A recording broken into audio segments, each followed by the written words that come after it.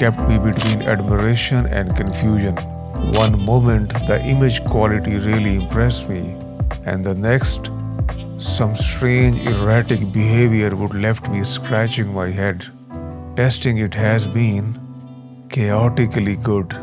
This is the AF40mm f2, a tiny full-frame all-metal lens from TTArtisan, here for a full technical review.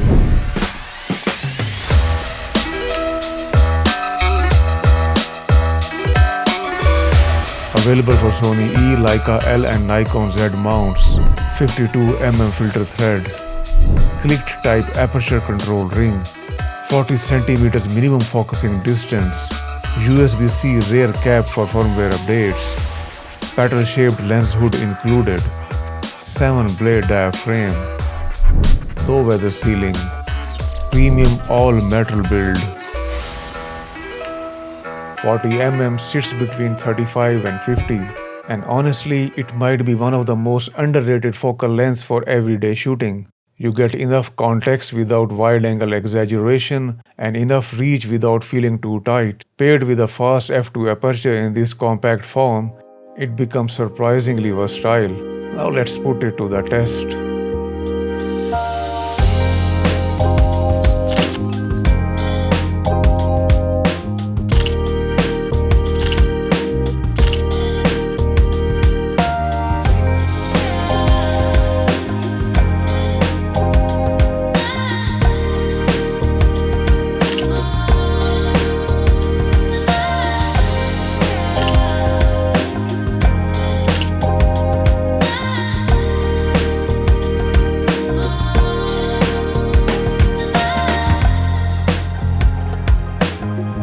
On the A7 IV's 33-megapixel sensor, center sharpness wide open is very good with decent contrast. However, performance falls off noticeably toward the corners, especially along the far edges of the frame. Stopping down brings gradual improvements with fairly uniform sharpness across the frame achieved by around f5.6. Diffraction starts to emerge from f11, which is expected on a sensor like this. Distortion is very well controlled here, which is great to see. However, there is fairly strong vignetting at f2, and it takes quite a bit of stopping down before it noticeably improves. So for most situations, you will definitely want to keep in-camera corrections enabled. Flaring is a serious issue with this lens, especially in backlit situation or when shooting directly into a light source.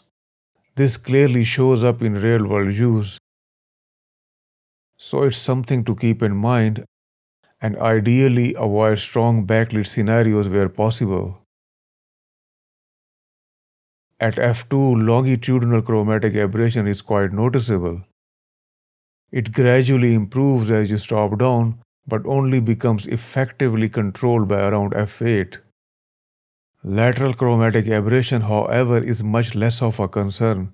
There is a trace visible at f2 in extreme conditions, but it's largely gone by f2.8 and doesn't pose a real issue in most real-world shooting. Bokeh performance here is pleasing. At wider apertures, you'll see the typical cat's eye shapes toward the edges of the frame. As you stop down, the 7-blade aperture begins to take effect, gradually turning those autofocus highlights into more defined polygon shapes. Personally, I quite like this character.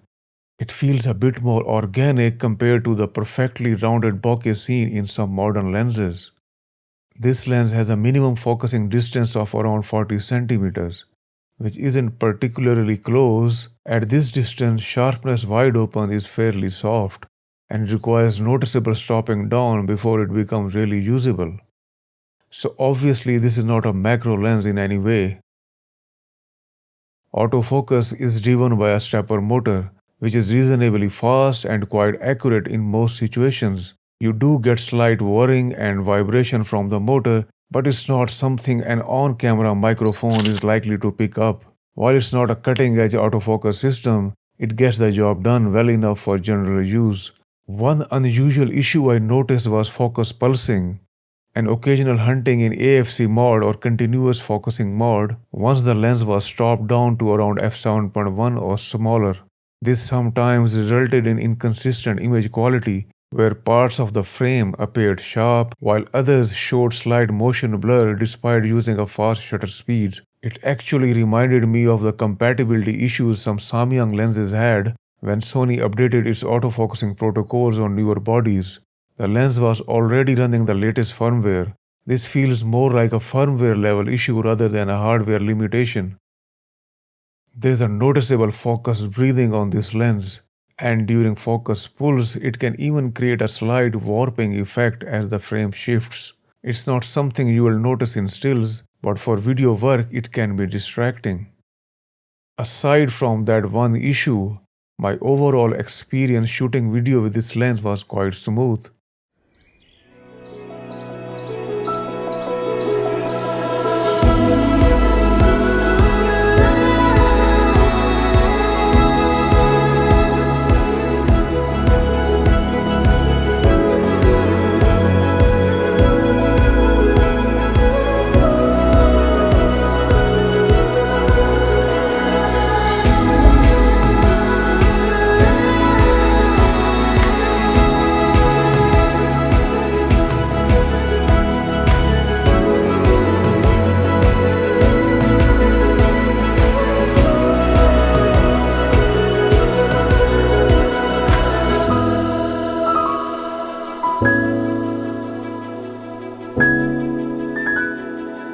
The TTArtisan AF40mm f2 definitely isn't flawless. Flare resistance struggles in strong backlight, vignetting is heavy, there's no weather sealing, and the AFC focus pulsing issue is something I hope gets fixed via firmware updates. But despite all that, I still enjoyed shooting with it more than expected. Testing it has been chaotically good.